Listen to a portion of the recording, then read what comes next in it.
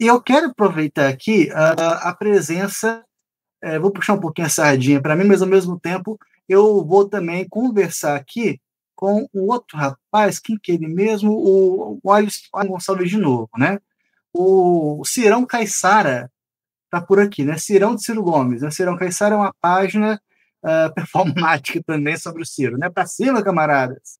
E eu vou aproveitar o Cirão Camarada junto com o que o Alisson Gonçalves diz. João Campos tem possibilidade de vir como terceira via no cenário nacional, sendo um político denominado de centro? São duas perguntas, são duas questões que interagem, né? E só que eu vou fazer uma pergunta a você direcionada à sua última fala, uma coisa que deu uma câimbra aqui no meu ouvido quando eu escutei. Pegando a perspectiva da terceira via, né? O Ciro, nas últimas eleições, ele meio que se pintou com essa característica de uma terceira via, mas enquanto terceira via não teve força o suficiente para para bancar ali um Bolsonaro ou um Lula da vida e conseguir um segundo turno. Beleza, a gente assume isso sem problema nenhum.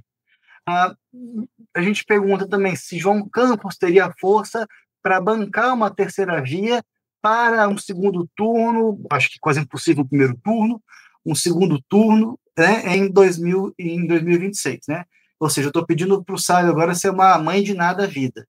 Né? Por que eu estou perguntando isso, Sávio? Porque você falou que dentro do campo da esquerda, o único que pode ganhar, pode ter alguma, né, algum desejo sobre isso, de fato, seria o PT atrelado a Lula e nos entornos do Lula. Você acredita que dentro desse campo polarizado, dessa política, né, desse afeto, dessa irracionalidade, realmente não há espaço para uma terceira via, seja Ciro Gomes, seja João Campos, seja quem mais for aí com outro discurso um pouco mais moderno e realista do discurso que a gente está vendo entre Lula e Bolsonaro, né? Eu adoro a coisa da mãe de Ná eleitoral. Tem uma coisa que eu fico, mas assim, sendo filmada é mais complicado a gente viajar, né? Mas o que eu costumo dizer assim, oficialmente, né, nas minhas falas de 2026 é: primeiro que o João Campos, ele pode vir a ser uma alternativa, não em 2026, porque ele não, para ser presidente precisa ter 35 anos para se candidatar. E o João Campos não vai ter 35 anos em 2026. Ele só vai ter 30, ele tem, estava até olhando aqui pesquisando, ele tem 31. Então ano que vem ele vai ter 32. Então ele só pode se candidatar a presidente em 2030. Então eu vejo João Campos como uma promessa do campo progressista. Não vejo não agora. Agora ele não precisa ser agora, né? Porque 2030. Em 2030 ele pode ser a terceira via, como o pai dele prometia ser em 2014, que ele acabou sofrendo aquele acidente aéreo, né? E faleceu na queda do avião. Então, eu vejo ele como uma promessa da política brasileira. Não sei se necessariamente de terceira via, talvez de esquerda mesmo. Essa aproximação que ele faz com Lula me parece ser muito por aí.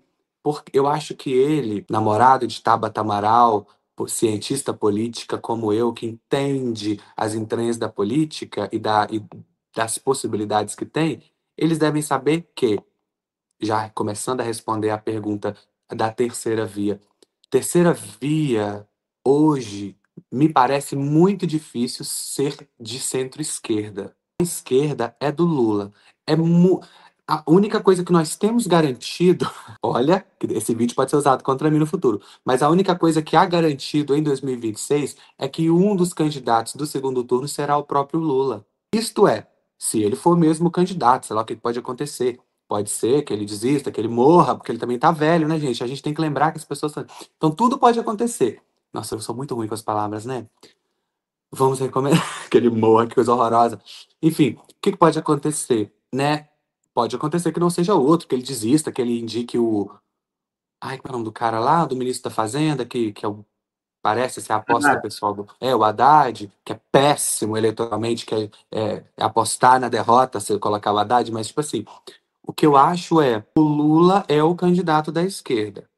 O Ciro Gomes, ele tem se posicionado, e é assim mesmo, um candidato de centro-esquerda. Por isso que ele não consegue romper, porque ele disputa votos com o Lula. Ele disputa votos no campo progressista. Por isso que ele não consegue romper, porque na reta final, o que acontece? Todo mundo gosta do Ciro, fala, nosso Ciro é massa, o projeto dele é muito melhor, mas o Lula é que vai para o segundo turno. Então eu vou votar no Lula. Se eu não votar agora, eu vou votar depois mesmo, então eu já vou votar agora. Então as pesquisas, sempre assim, o Ciro tá indo. Na última semana, o Ciro... Porque os votos migram para o Lula. Então, para Ciro presidente à esquerda, é preciso que não haja Lula. Pensando hipoteticamente, seria ideal, por exemplo, que o Ciro se reconciliasse com o Lula. Mas o Ciro parece muito distante disso atualmente. Eu vejo um momento mãe de Ná.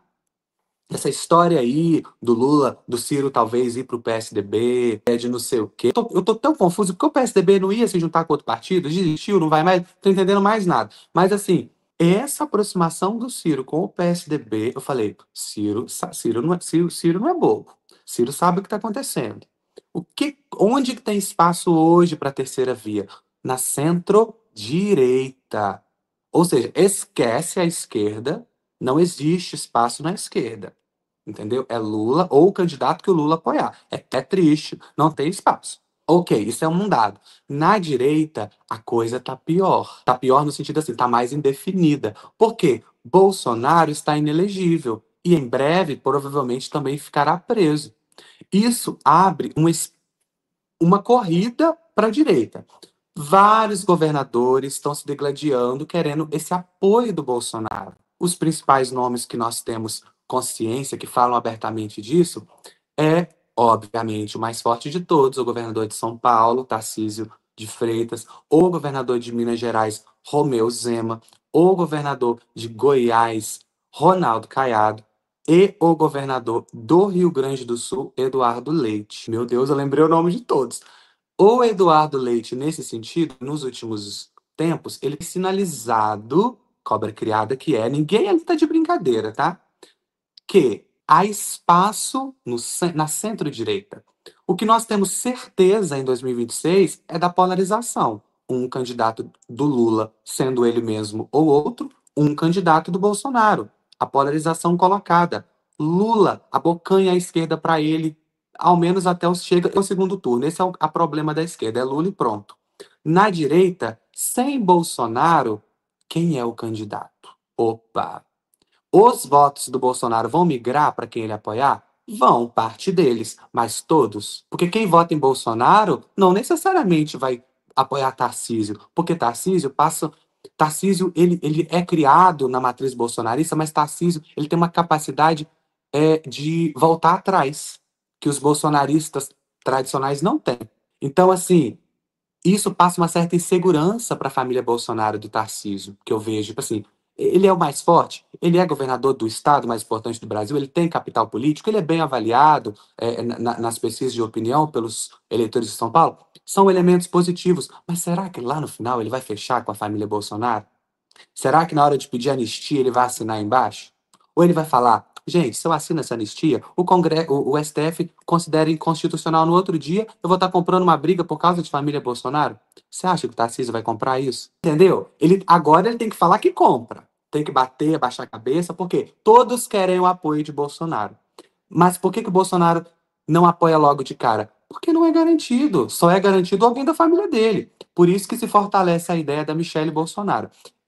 Se eu tivesse que palpitar, se eu fosse marqueteiro do PL, eu diria para o Valdemar Costa Neto assim: Valdemar, a sua chapa vencedora está diante dos seus olhos. É Tarcísio presidente, Michelle Bolsonaro vice. A chapa está pronta. Só que eles são tão ignorantes, tão, tão assim, eles querem ser cabeça de chapa, todos, a família Bolsonaro, né, no pé da janta, da direita, ou seja, eles não conseguem unir essa chapa. O que tende a acontecer? Ter vários candidatos disputando esse voto da direita. É aí que se abre espaço para um candidato de centro-direita que tem um viés economicamente claro de ser mais libertário, como gostam de dizer, mais liberal, mas que se comunique muito bem com os eleitores de centro-esquerda, para dizer para eles assim: então, ai, gente, votar no Lula de novo? Eu sei que vocês não querem votar nesse candidato do Bolsonaro, mas você também não precisa votar no Lula. O Lula é o velho, eu sou o novo. Essa pessoa que der conta de sustentar esse discurso, fazer um contraponto contra a família Bolsonaro, bater de frente com o candidato que o Bolsonaro apoiar e conseguir se comunicar com os eleitores que votariam no Lula por rejeição à família Bolsonaro, aí que está o ouro. É aí que o Ciro, ao meu ver, parece estar se movimentando nessa direção. Especulando uma chapa que eu acho que nunca vai acontecer, porque eu sou a mãe de Ná. Eduardo Leite e Ciro Gomes deveriam se juntar em uma chapa. Ciro Gomes e Eduardo Leite, não sei se eles estão dispostos, todo mundo quer ser cabeça de chapa, todo mundo quer ser presidente. Ciro tem muita experiência, Eduardo Leite tem capital político atual. Então, assim, será? Mas ao mesmo tempo eles representam matrizes econômicas bem distintas também. Ou não também, sabe? Entendeu? Mas se o projeto tá ali. Eu já joguei essa bola, nunca não vi ninguém falando isso. Ciro e Eduardo Leite, se juntassem, poderiam se transformar em uma candidatura muito forte, porque bateria de frente com o candidato Bolsonaro e se comunicaria com a centro-esquerda. Isso pode levar esse nome para o segundo turno e vencer o Lula. Então, assim, é aí que tá o ouro. Porque se for Lula e o candidato do Bolsonaro para o segundo turno, aí a coisa tá aberta. Pode ser um ou pode ser outro. A economia pode estar uma desgraça, isso vai pesar na conta para o eleitor votar contra o Lula, ou o Lula consegue converter, colocar a culpa nas tarifas do Trump, ou convencer que é uma ameaça à democracia, que vai piorar muito mais, embora eu ache esse discurso pró-democracia já. A Kamala Harris nos Estados Unidos já mostrou que ele não funciona mais, né? Não dá conta mais. Então, assim, fiz a mãe de Ná. É isso? Eu acho que essas são as lacunas que tem. Mas as garantias não existem. E falta muito tempo ainda.